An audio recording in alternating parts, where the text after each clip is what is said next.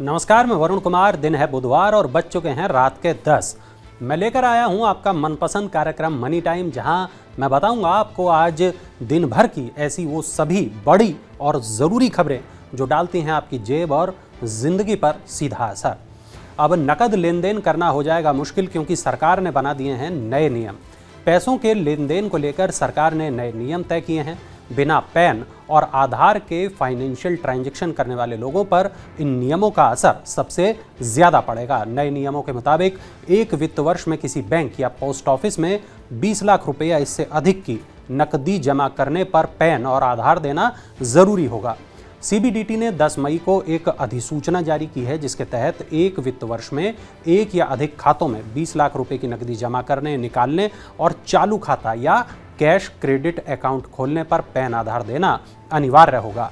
सरकार इस कदम के जरिए टैक्स पेयर का बेस बढ़ाने की कोशिश कर रही है। बड़े ट्रांजैक्शन करने वाले ऐसे लोगों को जिनके पास पैन नहीं है, उन्हें टैक्स के दायरे में लाने की ये एक कोशिश है। रोटी के बाद कपड़े भी होंगे महंगे। कपास का भाव पहुंचा रिकॉर्ड हाई के करीब। घरेलू और अंतर्राष्ट्रीय बाजार में कपास की कीमतों में लगातार तेजी देखने को मिल रही है। हाल ही में कपास का भाव घरेलू बाजार में 47,000 रुपये प्रति गांठ को पार कर गया। एक गांठ में 170 किलोग्राम कपास होती है। बाजार में कपास की सप्लाई घटने और डिमांड में जोरदार तेजी के चलते कीमतों में तेजी आ रही है। एक्सपर्ट्स का कहना है कि कपास में तेजी के पीछे और भी कई फैक्टर हैं और इसका भाव अक्टूबर तक 65,000 रुपये से 70,000 रुपये प्रति गांठ तक पहुंच सकता है। इससे आपके लिए कपड़ा खरीदना महंगा होगा। इस साल कपास का प्रोडक्शन कम रहने का अनुमान है। चीन में कॉटन रिजर्व 4 साल के निचले स्तर पर है। टेक्सास के अंदर गर्मी की वजह से प्रोडक्शन घटा है। इन सभी वजहों से कॉटन के भाव में तेजी आई है। बचत खाते में नकदी रखने वालों को होगा अब ज्यादा फायदा। कैसे होगा, चलिए जान लेते हैं। प्राइवेट सेक्टर के एक्सिस बैंक ने सेविंग्स अकाउंट पर इंटरेस्ट रेट में बदलाव किया है। नई ब्याज दरें 10 मई से प्रभावी हो चुकी हैं। 50 लाख रुपए से कम बैलेंस वाले सेविंग अकाउंट पर अब 3% वार्षिक ब्याज दिया जाएगा। वहीं 50 लाख से लेकर करीब 2500 करोड़ रुपए के जमा वाले बचत खाते पर 3.5% ब्याज दिया जाएगा। एक्सिस बैंक सेविंग्स अकाउंट पर डेली बेसिस पर ब्याज की गणना करता है और अगली तिमाही के पहले दिन इसे अकाउंट में क्रेडिट करता है। इस बीच बजाज फाइनेंस लिमिटेड ने 3 से 5 साल तक की अपनी एफडी पर ब्याज दरों में एक बार फिर 10 बेसिस पॉइंट की बढ़ोतरी करने की घोषणा की है। बढ़ सकता है आपके ऊपर टैक्स का बोझ, क्योंकि सरकार को लेना पड़ रहा है महंगा कर्ज। बॉन्ड निर्गमों में 40% की भारी गिरावट के बावजूद राज्यों को अपने बाजार कर्ज के लिए अधिक भुगतान करना पड़ रहा है।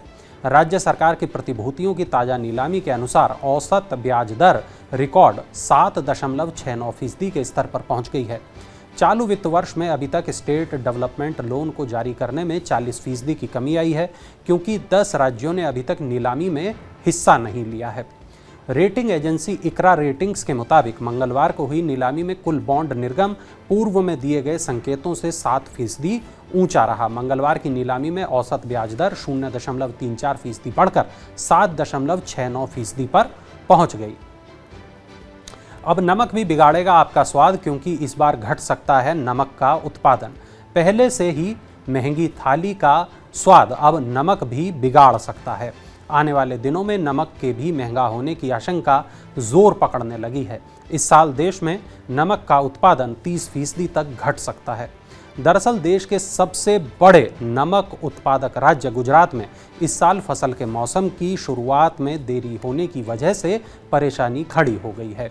आमतौर पर गुजरात में नमक का उत्पादन मार्च से शुरू होता है, लेकिन मानसून लंबा खिंचने के कारण अप्रैल के मध्य से उत्पादन शुरू हुआ। अब अगर मानसून जून के मध्य से पहले शुरू होता है तो उत्पादन में और गिरावट आ सकती है। राज्य में पिछले साल अक्टूबर के पहले सप्ताह तक बारिश हुई थी। नतीजन किसानों के पास उत्पादन के लिए कम समय मिला था। उत्पादन कम होने की स्थिति में केंद्र सरकार नमक के निर्यात पर प्रतिबंध लगा सकती है। भारत हर साल लगभग 3 करोड़ टन नमक का उत्पादन करता है। अमेरिका और चीन के बाद भारत दुनिया में नमक का तीसरा सबसे बड़ा उत्पादक देश है। नेटफ्लिक्स यूजर्स को अब देखने पड़ेंगे विज्ञापन। कंपनी ने अपनी नई योजना के बारे में बताया है। धीमी ग्रोथ और घटते ग्लोबल यूजर्स से परेशान ओटीटी प्लेटफॉर्म नेटफ्लिक्स ने अपने टीवी शो और मूवीज में विज्ञापन शुरू करने की घोषणा की है। न्यूयॉर्क टाइम्स के मुताबिक इस स्ट्रीमिंग प्लेटफॉर्म ने अपने कंटेंट में विज्ञापन दिखाने की योजना इसी साल के अंत से शुरू करने की योजना बनाई है। नेटफ्लिक्स ने अपने कर्मचारियों से कहा कि 2022 के अंत तक प्लेटफॉर्म पर विज्ञापन दिखाना शुरू किया जाएगा। कंपनी ने अगले साल विज्ञापन और सस्ते प्लान को शुरू करने की योजना बनाई थी, लेकिन अब वह ऐसा पहले ही करने जा रही है। गोल्ड मोनेटाइजेशन स्कीम में अब हर कोई कर पाएगा निवेश, क्योंकि सरकार करने जा रही है एक नया बदलाव। सरकार निवेशकों को गोल्ड मोनेटाइजेशन स्कीम में 5 ग्राम गोल्ड के साथ निवेश करने की अनुमति देने पर विचार कर रही है। अभी तक इसकी न्यूनतम सीमा 10 ग्राम है। नागरिकों के लिए गोल्ड मोनेटाइजेशन स्कीम को और ज़्यादा आकर्षक बनाने के लिए सरकार निवेश के लिए 1 ग्राम गोल्ड खरीदने को भी मंजूरी दे सकती है। इस योजना के तहत बैंकों में सोना जमा रखने पर निवेशकों को 2.5% सालाना का ब्याज दिया जा रहा है। प्रधानमंत्री नरेंद्र मोदी ने घरों में रखे सोने को बाहर निकालने के लिए 2015 में गोल्ड मोनेटाइजेशन स्कीम को लॉन्च किया था। सरकार अपने लक्ष्य के मुताबिक सोना इकट्ठा नहीं कर पाई है, इसलिए अब इस योजना को और ज़्यादा आकर्षक बनाने की कोशिश की जा रही है। आंकड़ों के मुताबिक भारतीयों के पास 25,000 टन सोना है, जिसकी कीमत करीब 110 लाख करोड़ रुपए है। अफोर्डेबल हाउस अब नहीं रहा किफ़ायती, क्योंकि बढ़ चुकी हैं कीमतें। कंस्ट्रक्शन कॉस्ट लगातार बढ़ने से डेवलपर्स के लिए अफोर्डेबल हाउसिंग सेगमेंट की कीमत किफ़ायती रखना अब मुश्किल हो रहा है। रियल एस्टेट कंसल्टेंट JLL के मुताबिक मुंबई में अफोर्डेबल हाउसिंग प्रोजेक्ट की कीमत सबसे ज़्यादा है। यहाँ प्रति वर्ग फुट कंस्ट्रक्शन कॉस्ट 2,350 से 2,700 रुपये है। दिल्ली NCR में निर्माण लागत 2,250 से 2,600 रुपये प्रति वर्ग फुट हो गई है। स्टील की कीमत 47% तक, कॉपर की कीमत 75%, जबकि एल्यूमिनियम के दाम 60% तक बढ़ चुके हैं। लेबर कॉस्ट भी 15 से 20% बढ़ी है। इन सभी कारणों से घर के निर्माण की लागत बहुत ज़्यादा बढ़ गई है। JLL को कच्चे माल की कीमतें अभी आगे और भी बढ़ने की आशंका है। Tata Nexon EV max Bharat में लॉन्च हो गई है। दमदार रेंज के साथ इसमें बेहतरीन फीचर्स भी मिलेंगे। टाटा मोटर्स ने अपनी नई electric car Nexon EV max को लॉन्च कर दिया है। टाटा मोटर्स ने इसे 17.74 लाख रुपए की शुरुआती कीमत पर लॉन्च किया है। नई Nexon EV max electric car Nexon EV का ही एडवांस वर्जन है।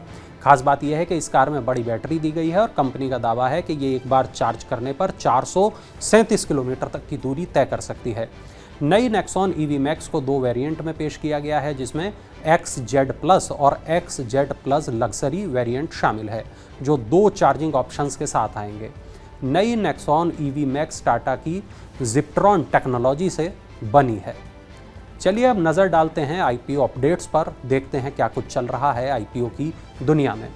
Pristine logistic and infra projects ने IPO से पैसा जुटाने के लिए सेबी से मंजूरी मांगी है। DRHP के मुताबिक कंपनी IPO में 250 करोड़ रुपए के नए इक्विटी शेयर जारी करेगी। वहीं प्रमोटर्स और मौजूदा शेयर होल्डर्स 2 करोड़ से ज़्यादा शेयरों की बिक्री करेंगे। IPO से मिलने वाले धन का इस्तेमाल कंपनी अपना कर्ज चुकाने और सामान्य कारोबारी उद्देश्यों की पूर्ति के लिए करेगी। लग्जरी घड़ी बेचने वाली कंपनी प्लेयर एथॉस का IPO 18 मई को खुलेगा। कुल 472 करोड़ रुपए के इस IPO के लिए कीमत दायरा 836 से 878 रुपये प्रति शेयर तय किया गया है। IPO 20 मई को बंद होगा। कंपनी राशि का इस्तेमाल कर्ज चुकाने, कार्यशील पूंजी संबंधी ज़रूरतों, नए स्टोर खोलने और सामान्य कारपोरेट उद्देश्यों के लिए करेगी। वीनस पाइप्स एंड ट्यूब्स का IPO बुधवार को खुलने के कुछ ही घंटों में पूरा सब्सक्राइब हो गया। NSE के शाम 5 बजे तक के आंकड़ों के मुताबिक IPO को 35,51,914 शेयरों के मुकाबले 84,13,860 शेयरों के लिए बोलियां मिली। इसी तरह IPO को 2.37 गुना अभिदान मिला। वीनस पाइप्स के IPO का आकार 165 करोड़ रुपए का है। तो ये थी आज की तमाम बड़ी खबरें, वो खबरें जो डालती हैं आपकी जेब, आपकी ज़िंदगी पर असर। ऐसी ही तमाम बड़ी खबरों के लिए आप देखते रहिए मनी टाइम, आप देखते रहिए मनी 9 और चलते चलते देखिए ये खास इन्फोग्राफिक।